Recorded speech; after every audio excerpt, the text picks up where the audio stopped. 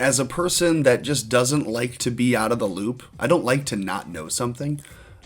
It bothered me earlier to not know what those sanctions were, the GLOMAG sanctions. So, anyways, it bothers me to see all of these troops in D.C. and not have a valid understanding or good reason for it. So, I'm looking at these photos, I'm looking at video, and I'm saying to myself, this looks as though they ought to be facing off against an enemy. There should be some immediate threat because, as it was pointed out earlier, these people are not gas masks, first aid kits, National Guard there to protect in case of a national disaster or emergency. This is a National Guard force with full kit, full gear, full automatic weapons. They are there in a huge show of force. So my question was, wouldn't you think you'd see an enemy if there was an actual threat? Wouldn't you think you'd see one? Wouldn't you know what they were there for? In other words, the optics don't make sense in my brain. It just wasn't making sense. My brain is breaking thinking about why are the troops there? And it occurs to me, Donald Trump has been talking for the past year about an invisible enemy. And he never says specifically that the invisible enemy is the virus. He has referred to the China virus, he's referred to the invisible enemy, and he's referred to the CCP, but never specifically saying what the invisible enemy is. Now, your normal surface level thinking brain, everyone's, would say, well, the invisible enemy, clearly, I mean, even in context, would be the virus, right? So I go back and I look and I'm like, can I find an example of this being used cryptically at all? I want to show you a couple videos. Thank you very much. As we continue to marshal every resource at America's disposal in the fight against the Chinese virus, we're profoundly grateful to our nation's state and local leaders, doctors, nurses, law enforcement, and first responders who are waging this battle on the ground. It is absolutely critical that Americans continue to follow the federal government's guidelines, so important, about social distancing, non-essential travel, and hand washing. Defeating this unseen enemy requires the help and commitment of every single American. I want to just say that Senator Rand Paul, a friend of mine, he's been a great friend of mine. He's been always there when we needed him, when the country needed him. And as you know, he just tested positive. Jose Diaz-Balart, spoke to him yesterday, tested positive. And so people are, they're getting quite close to home. And it's a terrible thing that's going on. The hidden enemy, I call it the hidden enemy.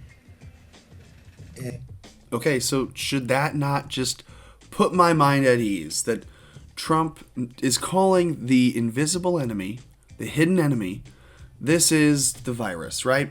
Don't think of the hidden enemy or the invisible enemy as CCP influence. Okay, watch this next one. In recent months, our nation and the world have been engaged in a new form of battle against an invisible enemy. Understand this is March 22nd, now May 25th. So 2 months have gone by, and now he is saying a little bit clearer what I think you ought to hear again. In recent months, our nation and the world have been engaged in a new form of battle against an invisible enemy. Once more, the men and women of the United States military have answered the call to duty and raced into danger. Tens of thousands of service members and National Guardsmen are on the front lines of our war against this terrible virus. Okay. In that context, you can still say, yeah, I mean, knowing that he previously called the hidden enemy, the unseen enemy, the invisible enemy, this virus.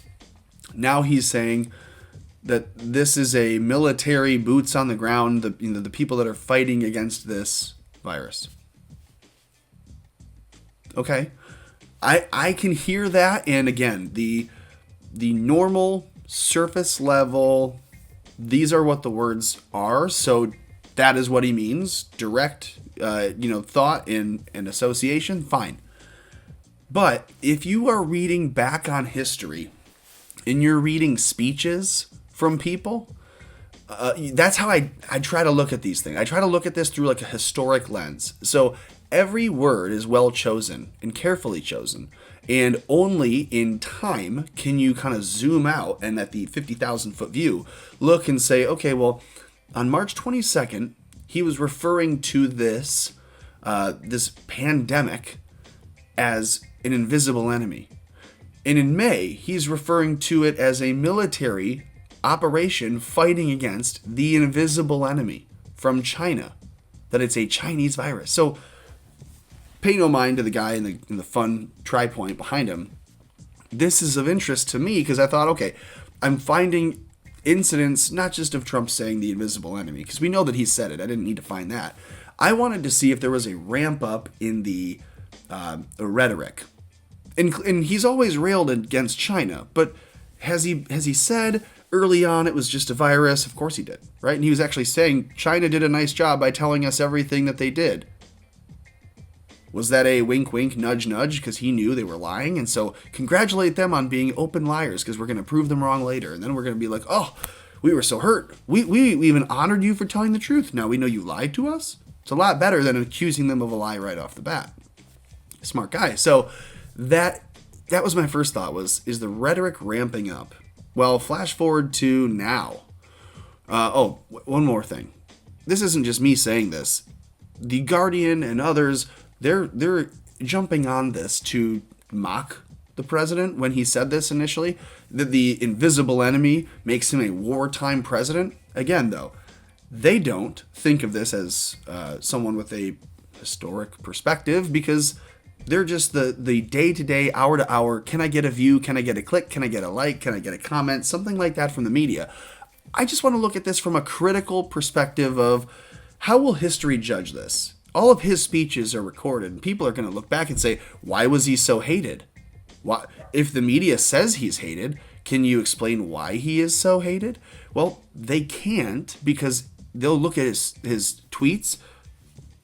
They'll look at his social media posts that have been protected and saved and archived for the Library of Congress. They will look at all of his edicts and orders and executive such and suches, and he will have all of his speeches reviewed. And in time, he will be looked at as one of the greatest presidents in history. But unfortunately, the media won't give him that in his day. And that's a sad thing. Rarely is genius, Rarely is genius appreciated in its time. Maybe that's something. I don't know. But the Guardian is saying, look at him, he's so dumb. He thinks he's a wartime president. Whoops, that life comes at you fast, Guardian, doesn't it? Now they're saying this is for Inauguration Day, that they're expecting riots and, assemblies at the Capitol. None of them are being planned. None of them are happening. No one that I know, and I know everyone on the Donald, not a single one of them is planning an event at any of their capitals. No one is going to go and raise hell anywhere. So why are the troops there? Because again, I'm looking at this, I'm saying, hey, I want to know why the troops are out. I'd love to know why I can't go visit the Capitol. I'd love to know why I can't go and see the most popular 80 million votes nationally, right? Joe Biden got 80 million votes. So if he got 80 million votes, wouldn't you want to see at least a couple 100,000 people at the National Mall? Maybe 1 million people in D.C. total for the event of the inauguration? This is historic. Why can't you see that? Why can't you go and view it? It's strange. And it's not because they're expecting protests. This is what it looks like when you have people on the front line that have no enemy in sight. But that's important, no enemy in sight, because again, we're battling an invisible enemy. These guys have nothing to do. Look at the carbine rifles they have. This is not gas masks and first aid kits and, directing traffic. These guys are kitted. Look at these vests. They're expecting that they may be shot.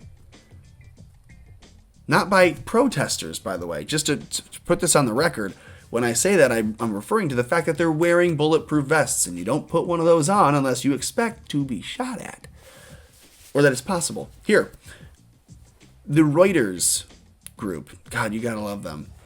If you want to ever see what not even corporate, CIA intelligence leaks, I mean, they're not leaks if they're posts for you to absorb, to program you. These are programs. Reuters and companies like them, that they get their 4 o'clock a.m. pickup. They have a Dropbox. They get the information from intelligence sources, and they go and report on it. And it's like the AP, Reuters, Getty, like they get these setups. It's very clearly fake news. So this is saying this is a veritable fortress at the Capitol. And they're even asking, why would this be, right? Here's their explanation for the normies. The people that actually read Reuters or the AP are getting this kind of story. So you need to understand what it is that we're up against as far as the programming and the propaganda is concerned, because it's bad at this point. People that read watch CNN or Fox and MSNBC, they all believe Trump supporters are actually going to protest. They think that's a real thing. They've heard these are protests and we're gaining up the security because we need to stop these protests.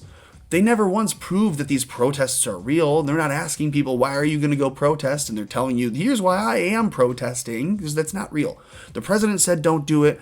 I've not seen a single board post saying we will be protesting at this Capitol at this time. Here are our real names and numbers. This is our organization group, etc.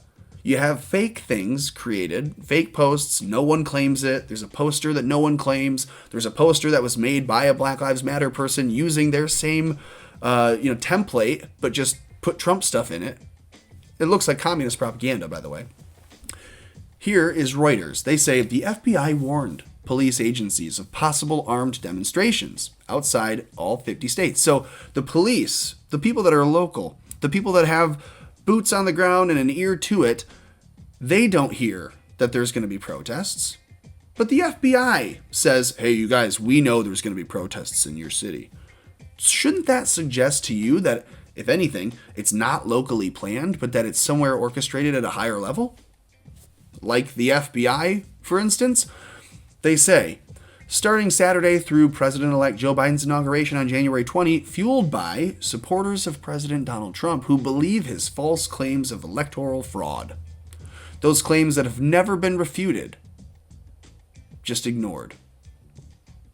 Michigan, Virginia, Wisconsin, Pennsylvania, and Washington were among more than a dozen states that activated their National Guards to strengthen security. Meanwhile, to downtown Washington, D.C., virtually empty, with streets near the Capitol closed and battalions of camouflaged National Guard soldiers taking up positions across the city center. The nationwide security scramble followed the deadly January 6th attack on the U.S. Capitol. What a joke. What a joke. You shoot a protester so you can call it an attack, and it's deadly because she was killed. An attack on the Capitol? Was it an attack on the Capitol when you had pussy hats flood in against Kavanaugh and swarm into AOC and Pelosi's offices? Was that an attack? No, they were allowed in just like they were on the 6th. Weird how the media will tell you this. This is Reuters. This is supposed to be like, we're unbiased. We're just the real news. Nationwide security scramble followed the deadly attack on the U.S. Capitol by a mix of extremists and Trump supporters, some of whom called for the death of Mike Pence as he presided over the certification of the electoral victory. Unreal. Unreal. The people saying hang Mike Pence were a combination of people that were not really Trump supporters, but wanted to see more Trump. Because no one that's a real Trump supporter wants to kill Mike Pence. A real Trump supporter wants to have the military have a tribunal to prove Mike Pence is either innocent or guilty of a crime. Or not guilty or guilty. They can't prove an innocence. Reuters continues on, though. They're going to belabor this further. The Democratic leaders of 4 U.S. congressional committees said, so right off the bat, they're saying, we have 4 committees that Democrats lead, and here's what we have to say. On Saturday, they had opened a review of the events. They had written to the FBI and other intelligence agencies and were asking about known threats, whether the information was shared, and whether foreign influence played any role.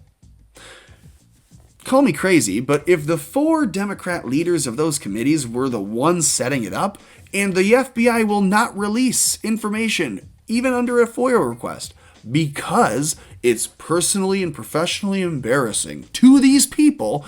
Do you not have any understanding as to why they wouldn't release it? Because we're going to investigate it. Meanwhile, don't release it. It's embarrassing to us. Hello? That is a conflict of interest unheard of, at least this year. But we're only a few days in. Quote, the still emerging story is one of astounding bravery of some U.S. Capitol Police and other officers by staggering treachery of violent criminals and of an apparent high-level failures, intentional, in particular with respect to intelligence and security preparedness, said the letter. And it was signed by, guess who? Adam Schiff. I'll at least do them the respect of giving them their titles. House Intelligence Chairman Adam Schiff, House Homeland Security Chairman Benny Thompson, House Oversight Chairwoman Carolyn Maloney, and House Judiciary Committee Chairman Gerald shat himself Nadler. So, geez. All that because I wanted to know about an invisible enemy? But yeah, I think so. I think that's how we got here. Look, the president has said multiple times, we're at war against an invisible enemy. Don't be surprised if you see a formal declaration of war before the 20th. Something that will cause us to postpone an inauguration because of an emergency powers situation. Just don't be surprised. Because we're already, as I have said, we are already at war. We are already there. Like this channel if you could by subscribing to it and hit your notifications bell so that you can stay in the loop with me as we all go a little bit extra crazy in 2021. And then if you could, like this video, comment below, share this video somewhere, let someone else know that this is what you just watched, and then do everything else that you can do to keep America afloat.